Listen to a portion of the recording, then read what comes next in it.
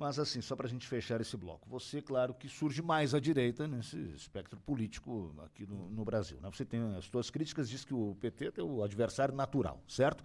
Então você tem críticas à esquerda, críticas ao governo Lula, mas você também tem críticas a Bolsonaro, ou a família Bolsonaro, digamos assim, que é quem hoje está assim mais à frente da direita, né? Como que você é um cara de direita e critica o Bolsonaro? Já devem ter te perguntado isso.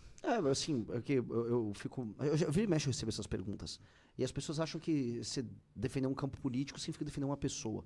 Veja, ser de direita significa defender um conjunto de princípios, valores, propostas, uma agenda, e não defender a pessoa A, B ou C. É que essa coisa de direita e esquerda no Brasil é uma coisa que pegou para valer nos últimos 15 anos. Né? As pessoas começaram a se identificar nesses termos. Antigamente não havia isso porque a direita tinha sido meio que suprimida, o termo direita do debate público. Em 2014, o Aécio precisava ter um discurso mais à direita para ganhar da Dilma e ele falou a famosa frase, não me empurre para a direita que eu não vou. Né? E foi uma das razões pela qual ele perdeu. Ele não conseguiu criar uma campanha de massa em 14, mesmo com a Lava Jato já pegando a Dilma naquele período. Então, onde eu quero chegar com isso? Que as pessoas estão aprendendo ainda essa questão da cultura política. Para muita gente, ser de direita é ser Bolsonaro. Eu não acho o Bolsonaro um bom líder. Eu não acho o Bolsonaro uma pessoa que estava preparada quando chegou à presidência da República. Eu acho que ele falhou nisso. E ele cativou muitas pessoas, e muita gente acreditou nele como essa liderança. E perdeu. Não estou falando só perda, ele teve uma derrota eleitoral para o Lula. Ele perdeu o embate que ele tinha, ou o suposto embate que ele tinha com o sistema. Ele também tinha vícios de origem, especialmente com o filho dele, Flávio.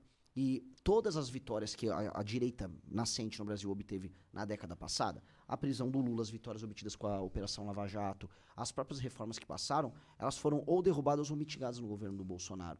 Então, o Bolsonaro tem que fazer, vamos dizer, uma leitura crítica daquele período, se quiser continuar, vamos dizer, dentro do debate público de maneira honesta, e falar onde eles erraram, mas eles nunca assumem os próprios erros. Pelo contrário, é sempre culpa do outro. Não, fui sabotado por isso. Não, olha só, houve erros estratégicos muito grandes ali. E tem um outro problema, que é o bolsonarismo é hegemonista. Então, se você faz uma crítica dentro da direita para o Bolsonaro, você vai ser cancelado. Muita gente aqui, de Chapecó, inclusive, foi cancelado, foi atacado porque não quis aceitar que o Carlos Bolsonaro tem que ser o candidato por Santa Catarina. E foi atacado. E você não pode dar um pio. Não, tem que vir o Carlos Bolsonaro, que é um vereador horrível lá do Rio de Janeiro. O que você acha dessa vinda aí do um Carlos, mas antes já veio outro filho mais novo? Sim, o Jair Renan. Assim, na verdade, vocês já estão importando. Que é vereador em Balneário. Vocês estão importando cariocas do bolsonarismo para administrar aqui faz tempo, né? Um vai ser candidato a deputado e o outro é. Acho que o próprio Senado. Jorge Saif, ele é carioca também. Então, tá bom, né? Vocês vão se cariocando aí. Depois não reclamem quando quando pintar uma favela. Já tá pintando em Floripa, aliás, né? A real. Mas é aquela coisa de querer ser dono. Óbvio que é. Eu mando e o que eu falar é lei? É óbvio que é. Óbvio que é, porque é o seguinte, o Carlos Bolsonaro... o Carlos Bolsonaro gosta de ficar aqui. A família Bolsonaro gosta, tem muito eleitor. Eu até te interrompi, você disse que ele foi um vereador? Hã? Você disse que ele foi Ele foi um vereador ruim no Rio de Janeiro. Ruim. Trabalha pouco no Rio de Janeiro. Fazia nada lá. A função dele era cuidar das redes sociais do pai dele. Era isso para que serviu o gabinete dele. Pois bem, ele tá vindo para cá, quer ser senador da República, não sabe explicar o porquê quer ser senador da República, além do motivo de que ele quer ser senador e acha que é fácil ganhar aqui. E aí, cara, assim, eu não sou do grupo bolsonarista. Agora, eles não defendem, né, que existem as lideranças locais que foram leais a eles e tal.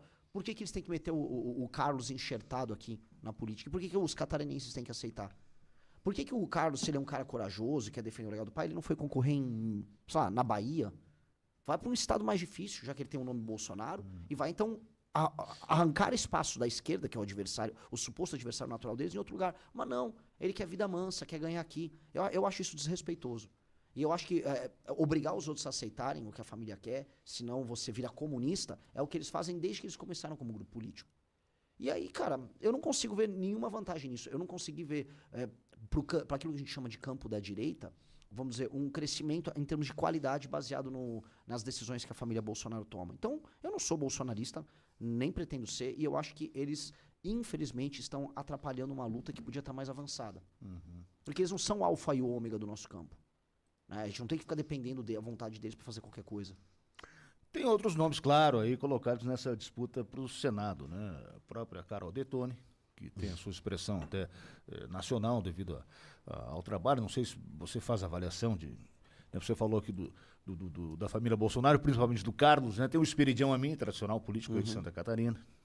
Assim, o Esperidião eu conheci muito tempo atrás, no período do impeachment da Dilma.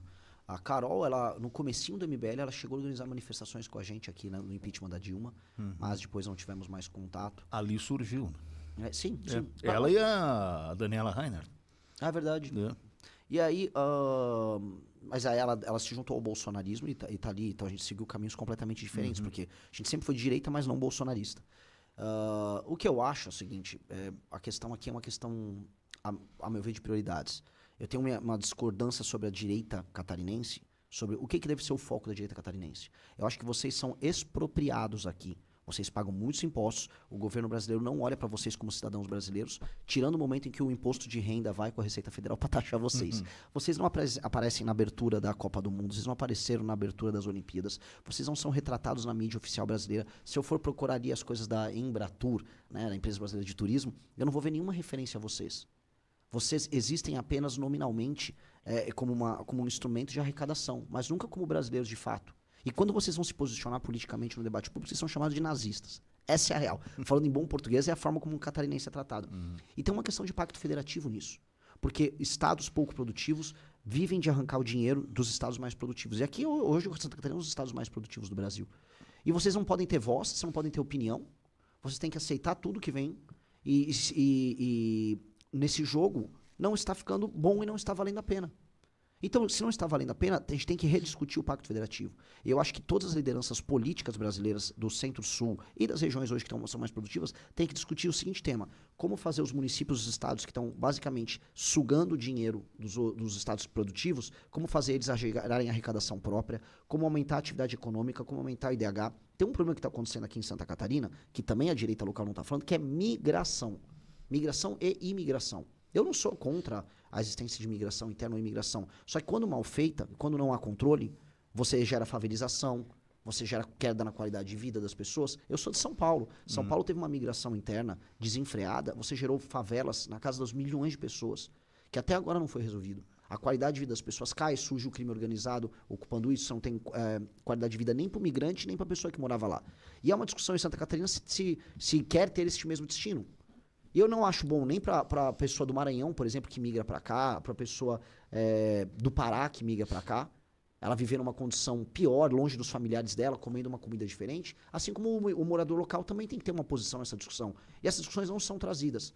E quando a gente não traz essas discussões sobre qualidade de vida e sobre o papel do Estado, e fica só discutindo assim, o deputado federal de Santa Catarina ele vai combater o comunismo, ou umas coisas meio etéreas, eu acho que vocês saem perdendo. Porque vocês não discutem o que precisa ser discutido, vocês não se protegem. 8h35, fazer a pausa aqui na nossa conversa com o Renan Santos, que é pré-candidato à presidência da República pelo partido Missão, né? O número é o 14. 14. É isso, né? O número 14 é do PTB, né? Era do PTB do Getúlio, do Sim. Brizola, e depois o Brizola perdeu a disputa lá. É. Né? Mas é que o PTB teve uma fusão aí com o... Foi com o Antigo Patriota. acho que sim. Isso, aí mudaram para 25. Se transformou numa outra sigla e sobrou 14. Eu gosto do 14 porque eu sinto, você só supera o 13 sendo 14. É o único número que supera o 13. Tá certo.